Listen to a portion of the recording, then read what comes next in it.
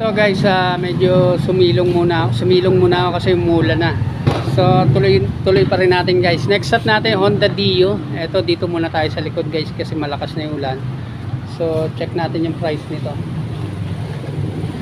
Ayan. So 60,000 guys yung kanyang past price ngayon ay 40,820 na lang. Tapos naka zero down payment pa rin yan guys. Tapos ang kanyang 3 years installment na bagsak presyo 1,950 lang. Unahan na kayo guys nag-request itong Honda Dio.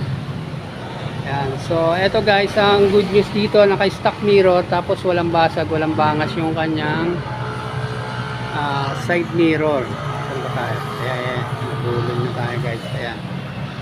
So yung kanyang panel, ayan, goods na goods, walang basag. Ang tinakbo nito guys 16,000 pa lang.